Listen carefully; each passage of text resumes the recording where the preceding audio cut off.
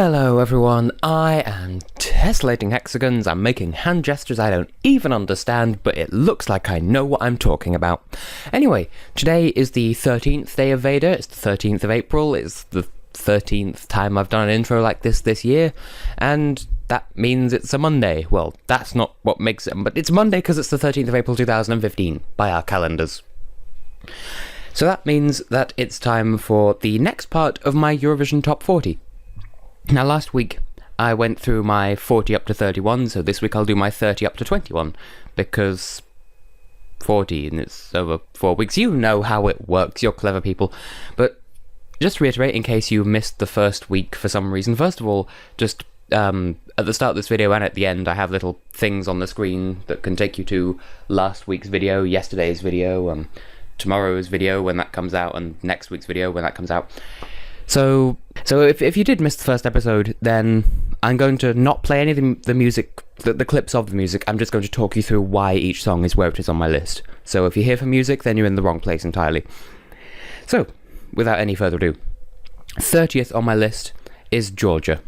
Now, yes, I like the song, but I really do not see what the hype behind it is. Like, it was first presented and people went a little bit crazy for it, and then Jason stuck his bloody oar in, and all he did was make the drums a bit louder, and it's essentially still the same song, but people are losing their shit over it a bit harder. And like, I don't see what it is. Like, it's an okay song, but it's only an okay song. It's not brilliant. Plus, I find it a lot more funny if they replace the word warrior with octopus, but that's just me being, well, me.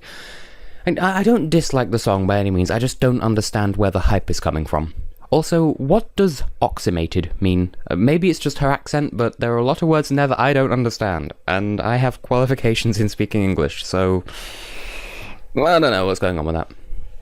29th is the Netherlands. Now, this one's, it's not because I dislike it that this one's down in 29th place. It's here because it feels like wasted potential.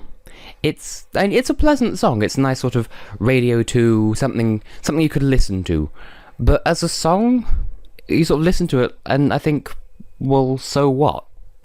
Like, there's not, I don't know, it feels like it's missing something and it could have been more, but the song itself is actually over after 2 minutes, and then the rest of it's just filler. I mean, at least with Finland, when it's over, they just concede that it's over and let it be done. But with this, they go for 2 minutes and then just fill the rest of it in with filler that sort of that drags it out unnecessarily. And perhaps a lot of it is just me being disappointed because I heard it was written by Anouk and I was expecting something a bit more like Birds, so perhaps it's just me having misplaced expectations. But I do find it a bit of a disappointment, but it is nice. It is a pleasant little tune, but I just feel like it could have been a bit more, you know? Now, 28th place is France. Now, no matter what France were to send this year, it would feel like a step down from Twin Twin. Of course, it's a step up in class, certainly, but I just really like Twin Twin. But N'oubliez pas, like, it has a meaningful message, and it's a very, I want to say soulful, but I don't mean it's soul music because it isn't, but there is a lot of heart in this song, and I get it. I'm just sort of bored by it. I don't mean that in a disrespectful way. I just mean that it's just kind of, yeah, you're telling a story and, there's meaning and whatever, but at the same time, I'm not really feeling it. Like, it's hard to put into words what I'm trying to convey here, because I by no means dislike it. I don't dislike any of the songs this year, well, to any particular degree. But Austria, I have no feelings whatsoever, and that's about the worst end of the spectrum. But France, I don't know, there's something not all completely there with it. It's a very nondescript song, I suppose, is the best way of putting it. Now, 27th, and this is going to turn a lot of heads, Italy. Overrated. I just, it's good enough, but it's overrated. I don't see what's so amazingly brilliant about it, and I will add to this, if you're going to dislike the video, first of all, that's incredibly immature of you, but second, if you disagree with me, that's good. I encourage you to disagree instead of just blindly following my opinion. If your opinion happens to be the same as my opinion, brilliant, that makes it easier for both of us. If you disagree with my opinion, that's also fine. Just know that I don't personally agree with you. I have no problem with that. But I find the Italian song to be extremely overrated and not really all that super special. I mean, yes, it's good, it's impressive, it's a good showcase of their voices, but for the amount that people hype it up to be, it's not all that. And it is good, it's just people overhype it. People say that it's more than it is, and it doesn't live up to the hype that people are building up for it, so it falls short of what I've been led to expect and what everyone else expects of it. So I only rate it 27th out of 40. So sorry, Italy, but we're not going to Milan or Rome or whatever city you fans want it to be next year. Anyway, 26th place, and this is one that I've seen in all sorts of positions on top 40s. Russia. I've seen some people put it right at the top of their top 10, some people put it elsewhere, and I'm not putting it anywhere on the list based on Russia's politics, because that would be a very stupid and immature thing to do. Hint, hint, wink, wink, nudge, nudge. But I'm just putting it here because it's another one of those nondescript songs that's not super amazing, but not super awful either. It's the same effect as France and Poland. Like, I get the story of it, I get what they're saying, I'm just not completely swept away by it. It's a tad generic, is what I'm trying to say. And you could say it's a bit hypocritical, but like I said, I do not give two tits and a gravy about the politics of Russia when it comes to Eurovision. Politics, Eurovision. The Venn diagram of where the two overlap are two completely separate circles. So, not interested. That has nothing to do with my opinion. 25th, and another one people are going to doubtless complain about. Spain. Jason. Fuck off. But in all seriousness, as Jason songs go, Amanether isn't that bad. It's, you know, he's done a lot worse. So, in fairness, it doesn't sound like a Jason song, but it doesn't sound like an Edurn song either. It just sounds like a song, and it doesn't even... It's not, again, just like Italy, it's not as impressive as people hype it up to be. It sounds like she's yawning. You know, I haven't slept a single night since Jason wrote this awful song. You see, that's what I'm getting from it.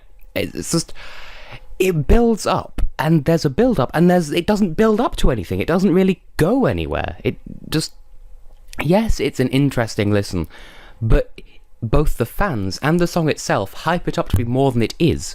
And that, you know, I must like it to some degree, because I've put it 25th in the list. No, I'm not saying it's absolutely awful. I'm saying it's my 25th favourite. But that's still in the lower half for the reasons that I've said. 24th, and from here upwards could be in almost any order as well. But 24th is Azerbaijan, with the very interestingly named Hour of the Wolf. And is that an idiom that I'm not familiar with? Because I've never heard it before, but the song doesn't make reference to wolves, so maybe it's just an expression I've never heard, I don't know. But Azerbaijani song, I find it to be forgettable, but if you don't forget it, then it is enjoyable. It is a fun one to listen to. It's nice and it's pleasant, and it's also very different from the last time that Elnor took part in the contest. But like I said, I find it forgettable, and that's the main reason why it's in 24th. Because I do like it. When I'm listening to it, I do enjoy it. I just find it easy to forget about, which is kind of a negative point for the song itself. 23rd is Albania. Now, Albania would be a lot lower in this list had they not changed the song. So I really do like the Albanian song. It's, you know, it's something, I wouldn't say different, but not samey, you know? It has its own flavour of uniqueness. And it does have, I've mentioned in my review, it has a certain beat to it that I really do enjoy. But it also has a sort of very lazy Mediterranean evening bar kind of, kind of thing to it. And that makes it feel a bit more soporific than it actually is. It detracts from the mood a little bit. But the rest of the song is certainly good enough to put it up into 23rd place on my list, so there you go. 22nd, and I do have a bit of an apology to make for this one, but 22nd is Ireland. I do like the song a lot more than my review might give you the impression of. How do I grammar? But yes, the Irish song, I do like it. I don't amazingly love it, but I think the review of the song just proves if you have a shit national final, I'm really not going to be too forgiving when it comes to a song review.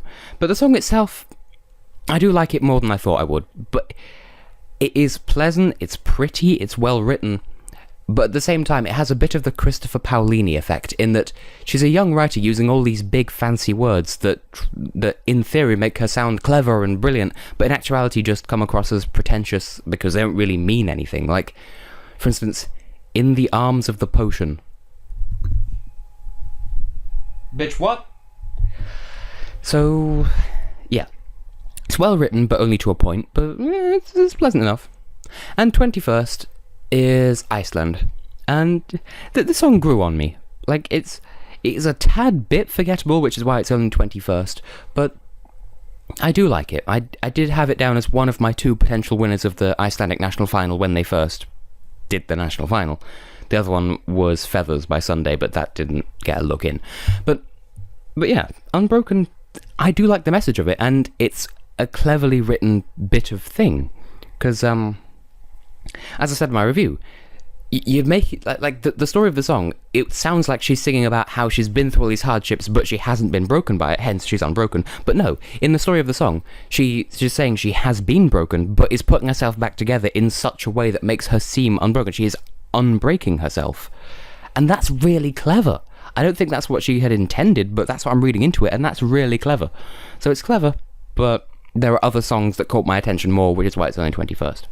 So there's my 30 down to 21 of my top 40 for this year. That's Georgia, the Netherlands, France, Italy, Russia, Spain, Azerbaijan, Albania, Ireland, and Iceland. I have been and will continue to be Tessellating Hexagons. If you're going to hate on this video, then please reevaluate your life, and I will see you in the next video of mine that you watch. Goodbye.